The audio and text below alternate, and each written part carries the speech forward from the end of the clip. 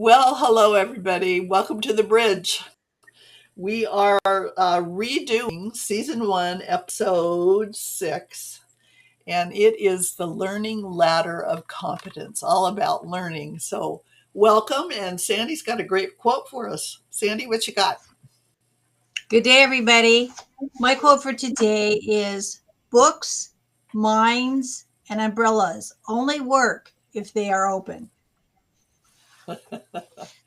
Oh, that's so good. So, today we're going to talk about the learning ladder of competence. And um, it it's a specific ladder and it goes through stages. And I'm there. I know there's a place for my arrow here, and I'm not finding it. Here we go. Okay, let's see if we can change this slide. Um, Learning is so important, not only just because of our minds need to be learning all the time, but if we're leading a team or a group, learning, our learning opens up everyone else's learning. So if we can learn together, it's much more not only positive, but brain happy because it just opens a conduit. So here are the four stages of the learning ladder. So the bottom rung is called unconscious incompetence. The next rung up is called conscious incompetence. The next one up is called conscious competence. And the final one, which I hate to say it's final because we're going to continue this process all the time, is called unconscious competence. And we're going to go into a little depth of all of this as we go along. Sandy, any comments before we move forward? No, go ahead. It sounds like it's going to be something fun to do. Okay, I like your examples. Okay, so the first one we have is unconscious incompetence. I like to say, I don't know what I don't know. I jump into a class on something I'm interested in. Let's say it's archaeology, and I don't know a thing about archaeology. I don't know any of the lingo or the verbiage. I bought my book, but it looks like Greek to me, and I don't speak Greek. So that's unconscious incompetence. Sometimes we can say that ignorance might be bliss because I don't know what I don't know, and so I don't Yep. feel uncomfortable. How are you in that unconscious incompetence stage, Sandy? I remember feeling when I first took my job as the coordinator for Head Start ECAP for the school district, I was going into it pretty blind. I didn't have a clue. I knew early childhood education, but that was an arena that I was not really aware of. But I knew I was Yeah, working with kids, so I threw my hat in the ring. right. Well, we talked to a gal today that mentioned the term the imposter syndrome. And Yeah. we might feel like we don't know what we don't know, and we're kind of scared that everybody's going to see, the emperor has no clothes. But it's good because you see things when you don't know what you don't know. You see them from a fresh perspective. Whereas people Right. who've been in that system for a long time, they're in their box and they're more closed. So your open mind is powerful, but you do need to get over your lack of self confidence around it. Yeah, I think Okay, you we're going feel to move hopeful. from I think you feel hopeful when you're going into a new situation. It could be scary, but you could be also, like you said, Sue, not pre-established on something. You can go in with a hope of things, and you can see things. I think when yeah, you are learning, maybe that, like you said, people that have been there for a long time don't see anymore. yeah. I think that's what is meant when people say it's good to have a beginner's mind. And the Right. unconscious incompetent state is the beginner's mind. Right. The next stage, my slides like to move slow, is the conscious incompetence. This is, I know what I don't know. Now, where I freeze. I feel literally like I am the emperor with no clothes. Everybody's going to see that I don't know, and I probably should know, and I start blaming myself, and I feel what's the word? Not self confidence, lack of self confidence. And then also, I can say that I recognize here the need to learn. So maybe I start researching, maybe I read the chapters in my book rather than not reading them. It's myself is telling me I need to learn. And a lot of what we need to learn at first is the language, because the first level of learning, Bloom's taxonomy, is the knowledge piece. I need to know. And to know, I need the language. And then we Right. move from knowledge into understanding, which is in this stage too. How about you, Sandy? How are you in the conscious incompetent stage? Well, that can be a really scary thing when you realize what you don't know. It's like drinking out of a fire hydrant, and you have to have courage to hang in there and learn what you need to learn and not let it take you out. And I think a lot of people step back when they're at that point, and you have to push in, you have to lean in to what to Yeah. learn now.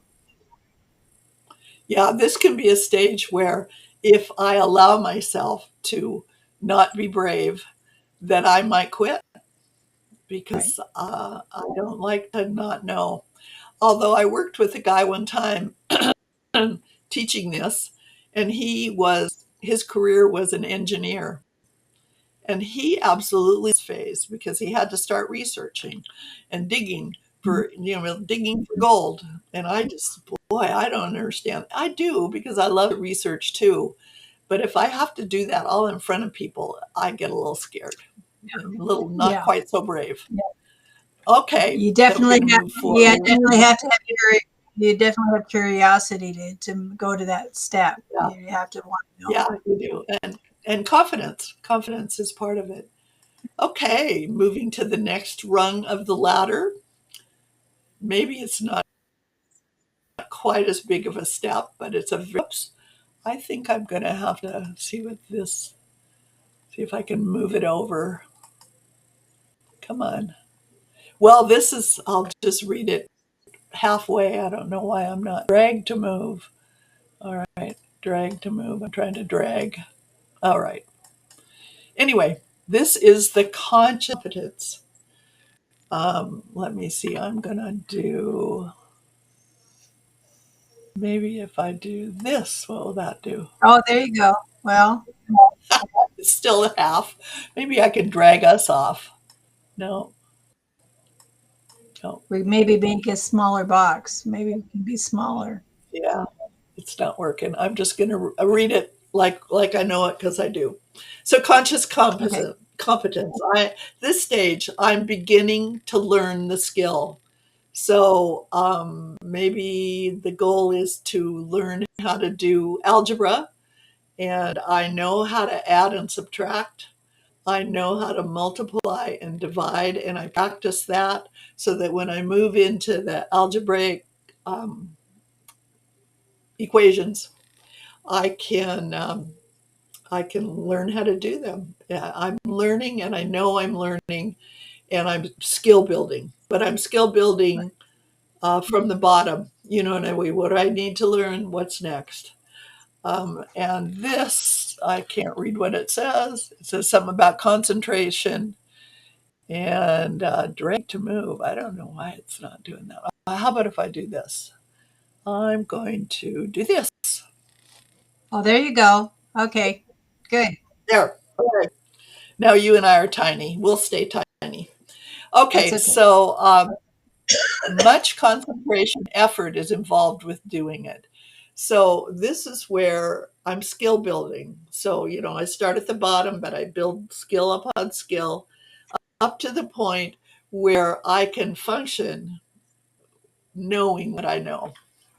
Conscious competence, very important, and you might stay in conscious competence for a long time, depending on what Right. activity you're going to do with the knowledge that you're gaining. How about you, Sandy? What are your positives and frustrations with this rung of the ladder?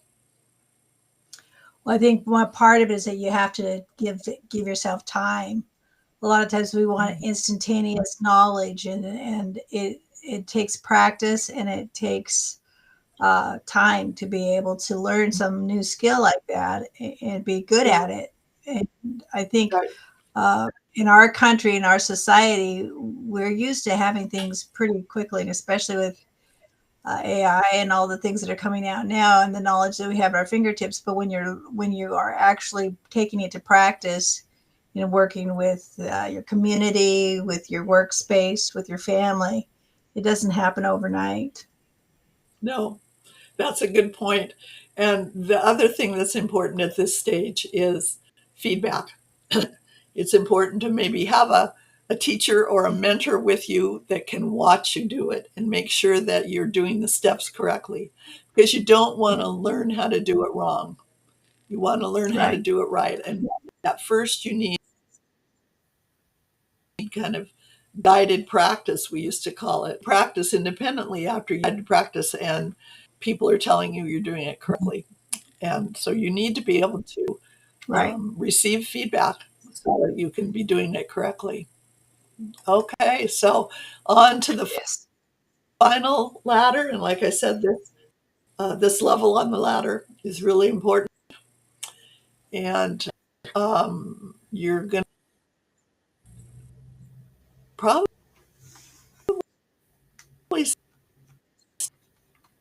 stay at this one for a while if it's something you're using. Isn't that interesting? Don't be freezing. Oh, there we go. This is unconscious competence. I know what I know. Whoops. Of course, it goes twice. I want you to go back now. There we go. I know what I know at an unconscious level. That means I don't have to try hard. It's kind of in me. This is a mastery level. I can break it. I can break what I do down into parts, and I can teach. And Sandy, I would love for you to use your learning to drive a car example with the unconscious competence, because I'm pretty sure that you're at the unconscious competence level now with driving a car. Well, we were talking about using an example with learning to drive. I just went with my 15-year-old grandson he got a permit. He just picked it up on Saturday. He turned 15 on Friday, and he had his permit by Saturday. And watching him drive and thinking through all the things that he had to do, looking both ways and checking the space and figuring out how to do clutch with the stick shift, and all the processing that had to take in taking the car out. It was very much he had to do the practicing. He knew what he didn't know, and he was practicing. He was in the process of practicing it. And now I would say that probably a lot of us, or most of us, oftentimes have times where we drive someplace and we couldn't even give you the steps of how it got where we got, because it's an unconscious competence. You've got it figured out. You've got the experience under your belt. And it's just a whole lot different than watching somebody kind of agonize over trying to get everything, all their ducks in a row to be able to do a good job at driving. It was a good reminder. It is. And I'm thinking, he's probably at that conscious competence. He knows some skills, but you kind of have to stay there and do it in an obvious manner when you go and get your driver's license, because you've got somebody watching you who's, giving you points if you forget. And those of us who have been driving for years, there's lots of stuff we forget to do, but nobody's watching. So, we still get there. The goal is. It would be funny if we had to do a driving test with a officer. We probably would flunk because we've learned bad habits. Yeah. But boy, I tell you what, Levi, he was right on top of the different things to process his driving experience. That's right. And hopefully they didn't change any of the rules from when we Right, got our right. driver's license. I think an important thing here is that if you're at the unconscious competence level, you can teach because you can break the skill down into manageable parts and you can give people feedback at each place. And so it's a mastery level, and you don't even really think about when you are teaching something that you don't even think about it, you just do it. Right. And then when somebody's making a mistake, you can identify it because you're a master. So good. I think All one of right. the, I think one of the tricks in training, Sue, is that because we have unconscious competence, we forget the steps sometimes that we need to be training people on because it just has become easy, and you have to really, like you said, think intentionally about 1, 2, 3, 4 when training people, because we drop the ball because we've gotten so comfortable with it that we don't always remember what the different levels we have to share for learning. Absolutely. I think this is the final slide. I moved it forward and it was some other PowerPoint. So I have some blended PowerPoints. I am not a master yet at PowerPoints. I can do it, but I have to Right. remember this and do that. So, what is, I mean, we've gone over this before. We've used the tool with staff members. What is one takeaway or one piece of advice you would have for somebody who's just learning about this learning ladder? You have to come in with a learning spirit. I have hired people that thought they had it all figured out and they were not trainable. And so therefore they were Yeah. never as effective on their job as they could have been if they would have been able to realize they didn't have it all figured out and that they needed to listen and they needed to practice. So I think it's important for us all to have a ready heart to learn new things. Very important. Um, I think the one thing that I want to talk about is, and remind people of, especially if you're a teacher, these are important stages to let your students know about so that when they are frustrated, they can understand it's just a stage and they're going to move into another stage. And I like to blend this with what are the stages of Bloom's taxonomy, because it's part of learning too. And the first level of Bloom's is knowledge. And so knowledge is finding out the language like we talked about before, and just kind of finding out about the subject. Where am I going to use this? And kind of those basic questions. The next stage in Bloom's is understanding. That means not only do I know it, but I kind of understand it. I know where it fits in. The next stage is application. Where am I going to use this? And then I start talking about, um, so learn the skill and then use the skill. The fourth one in Bloom's is analysis. So just more of a strategy problem solving. And then we move into, it's called judgment, but it basically, can I use this in doing strategy and higher level thinking? So it's just really the higher level thinking skills. And we'll try to do a podcast on that too, because it's really important, not only when you're working with kids and adults, but also when you're mentoring and working with a leadership team and helping people get motivated. Because knowing that there are levels, I start here, I don't have to be up here first. I start here and move up the ladder. So that's kind of what I want to remind people of. If they teach, there's a lot more to it than just these, but this really helps. So, I don't know if there's too much more we want you to know about the ladder of learning. Sandy said it right, when you need to have the spirit of a learner. You need to have that your whole life, and that's healthy for your brain. We're learning with the um, brain research that's going on. It's healthy to keep digging new pathways so they become your default, not just going back on what you what you know and are comfortable. Breaking through your comfort zone is what it's all about. Right. Okay, well, um, did we already do one takeaway? Maybe we did. Yeah, I think we did. Okay, everyone, you have a great rest of your day, and thanks for joining us on the bridge. And we'll talk to you soon. Thank you, Sue. That was a great time.